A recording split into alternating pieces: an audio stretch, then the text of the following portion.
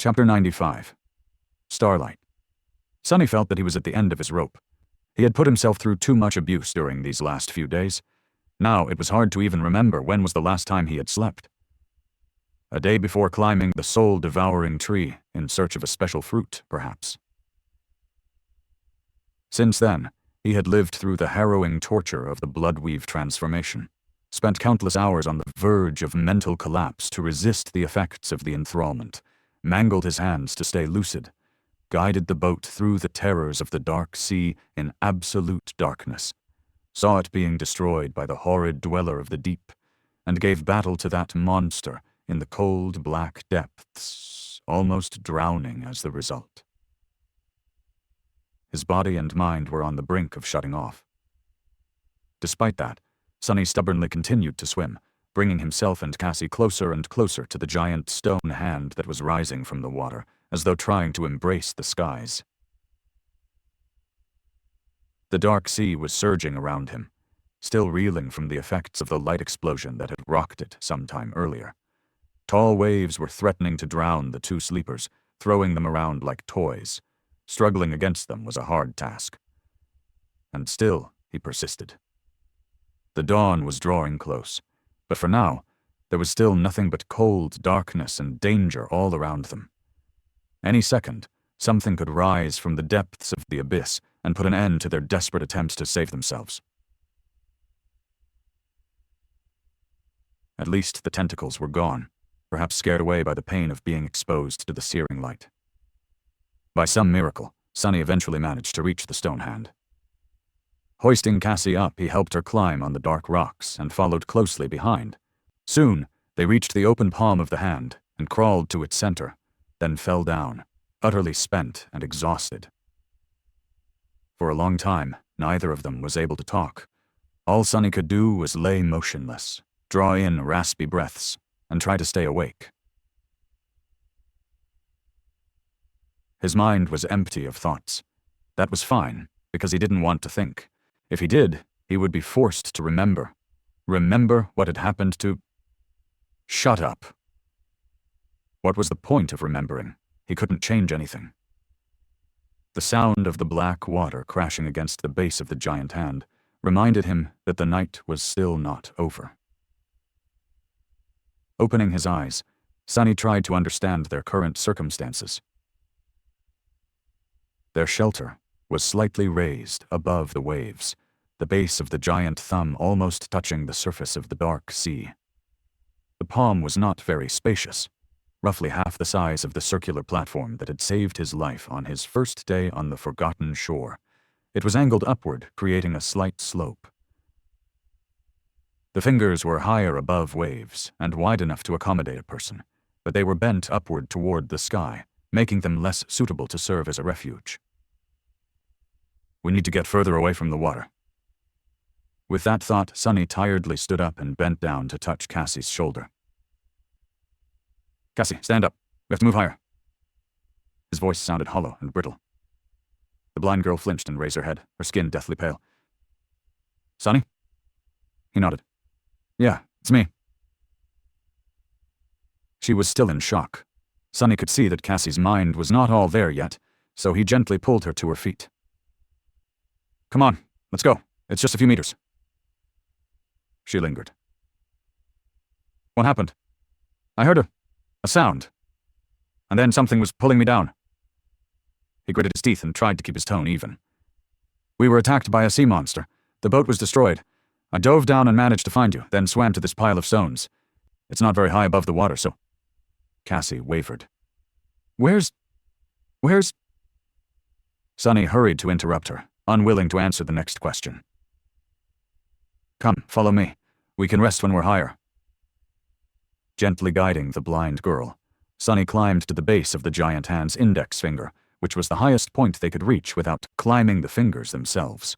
Sitting down on the cold stone, he rested his back against the giant phalanx and stared at the restless surface of the dark sea. His eyes were cold and empty. Cassie was silent by his side. Her pale face was contorted, as though she simultaneously wanted to ask the question and dreaded the answer. Finally, gathering her courage, the blind girl whispered, her trembling voice barely audible. "Sonny, where is Neff?" He stayed silent, not willing to speak the words out loud. Stupidly, he felt that if he spoke them, they would become the truth.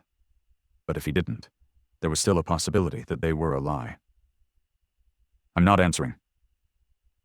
A few moments later, the familiar pressure appeared in his mind.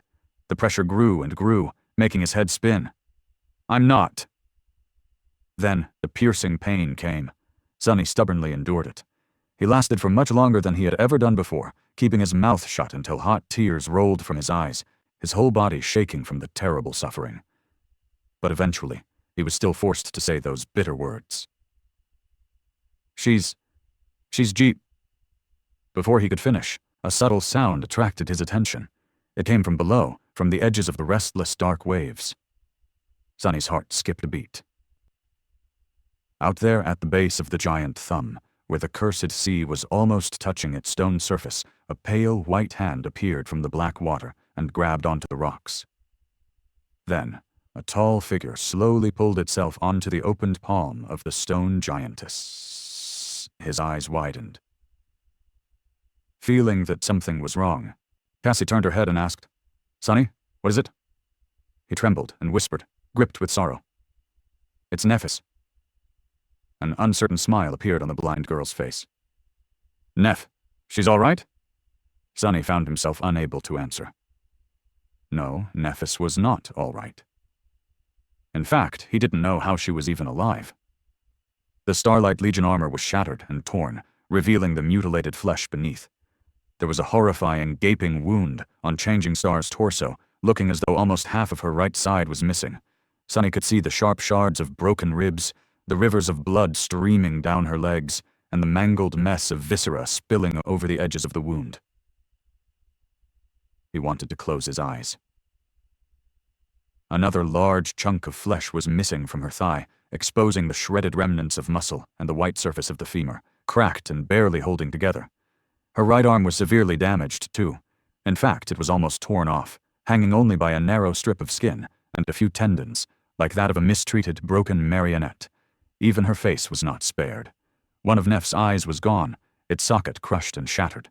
The skin of her cheek was shaved off as though by sandpaper, leaving behind a mangled mess of bleeding flesh and broken teeth.